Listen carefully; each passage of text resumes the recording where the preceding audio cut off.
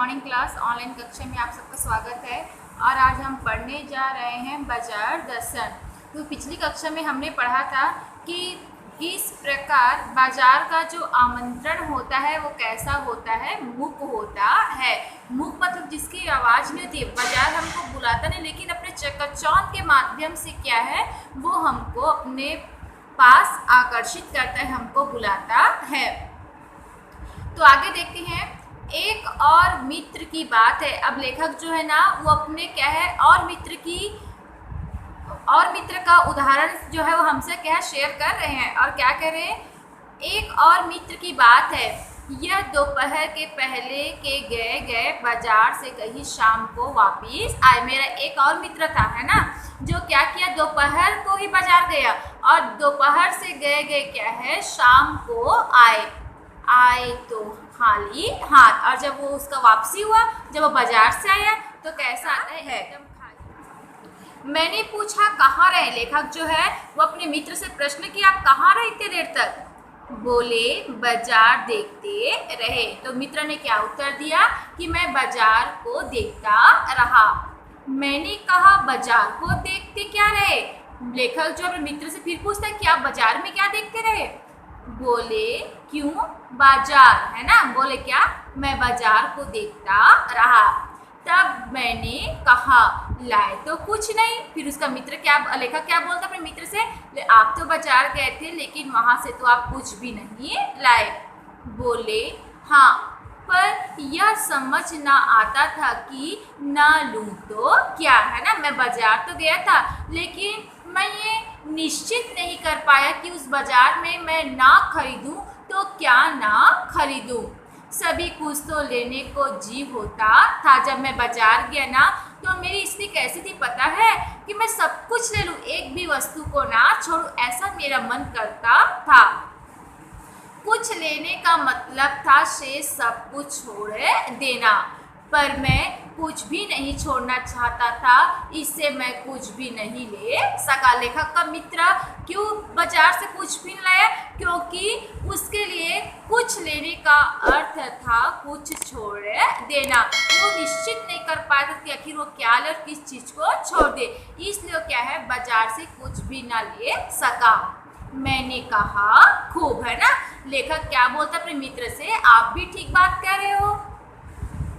पर मित्र की बात ठीक थी।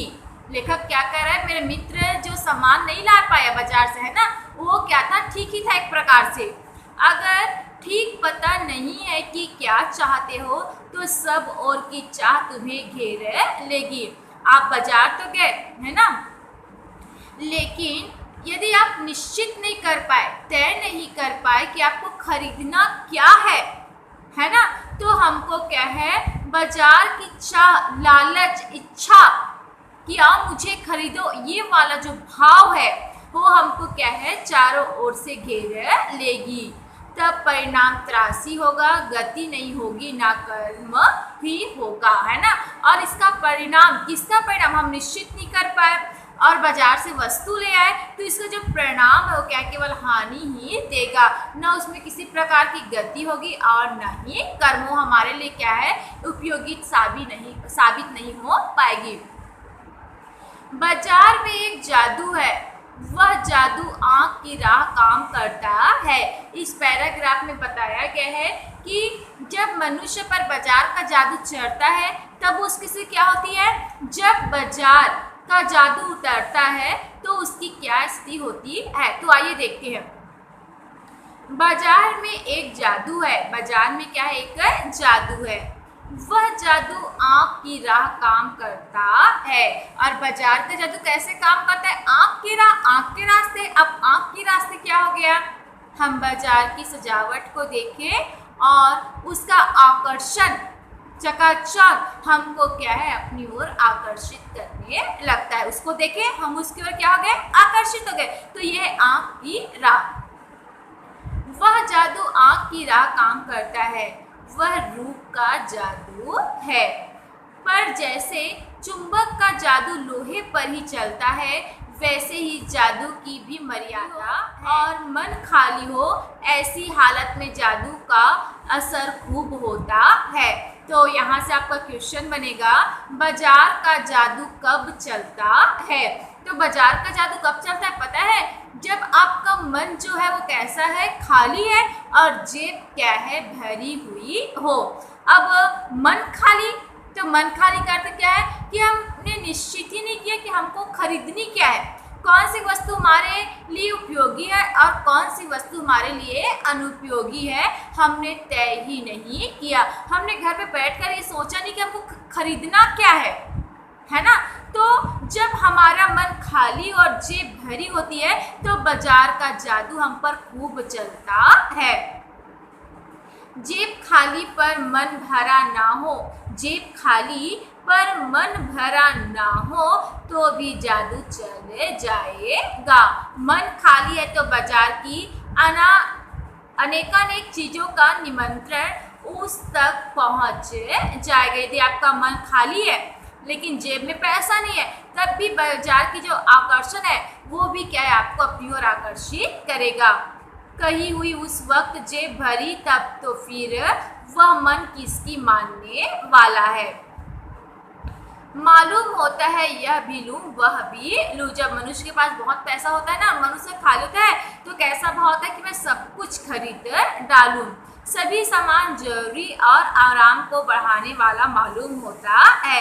जब हम बिना निश्चित के बाजार जाते तो हमको जितनी भी वस्तु देखे, है ना, हमको कैसा लगता है वस्तु को देखकर कि वो वस्तु हमारे लिए जरूरी है और हमारे आराम को बढ़ाने वाला है।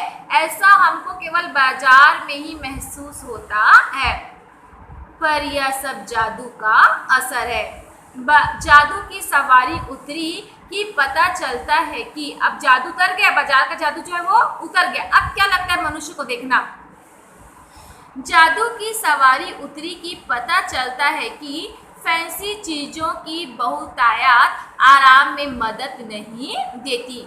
अब मनुष्य के सिर पर से क्या हो गया, बाजार का जादू उतर गया और जितनी भी वस्तु उसने ली है ना, बाजार में वही वस्तु उसको कैसे लग रही थी, आराम में बढ़ावा देने वाली, आराम को बढ़ाने वाली उसको महसूस हो रही थी। कहाँ, बाजार में। अब बाजार से वो सामान खरीद कर कहाँ आ गया, घर आ गया। अब वही वस्तु उसको कैसे लगी है, आराम में खलल डालने वाली लग रही है। फैंसी चीज़ों की बहुतायत आराम में मदद नहीं देती बल्कि खलल ही डालती है। थोड़ी देर को स्वाभिमान को जरूर सेक मिल जाता है। तो इसका अर्थ क्या, थोड़ी देर के लिए जब मनुष्य के पास पैसा होता है ना, और वो बाजार में कुछ वस्तु को खरीदने लगता है तो उसके मन में कहीं ना कहीं अहंकार, देखो मेरे पास इतना पैसा, मैं चीज़ को खरीद रहा हूँ, तो उसके अहंकार को क्या संतुष्टि जरूर मिलती है कुछ समय के लिए, पर इससे अभिमान की गिल्टी की और खुराक ही मिलती है। लेकिन थोड़े समय बाद वही अभिमान जो है वो पछतावा में क्या है, बदल जाता है। इसी से समझना, जकर रेशमी डोरी की हो तो रेशम के स्पर्श के मुलायम के कारण क्या, जकर रेशमी डोरी की हो तो, अब जकर रेशमी डोरी की क्या हो गया, जकर मतलब जकड़ ना, रेशमी डोरी, पैसा था उसके पास पर्स में बहुत सारा, है ना, उसने क्या किया, बेहिसाब जो उसके लिए उपयोगी नहीं था ऐसी चीज़ों को उसने क्या है, खरीदा। तो वही जो सामान खरीदा उसने, उस समय बाजार में क्या था उसके लिए, रेशम की डोरी। घर आया, कुछ समय बाद वो क्या है, घर आया। अब वही वस्तु उसके लिए क्या लग रही है, आराम में खलल डालने वाली बन गई। तो उसी के लिए ये, जकर रेशमी डोरी की हो तो रेशम के स्पर्श के मुलायम के कारण क्या वह कम जकड़ होगी। पर उस जादू की जकड़ से बचने का एक सीधा सा उपाय है। अब यहाँ से क्वेश्चन बनेगा, बाजार के जादू की जकड़ से बचने का उपाय क्या है। तो उसका उपाय है वह यह कि बाजार जाओ तो खाली मन ना हो, है ना।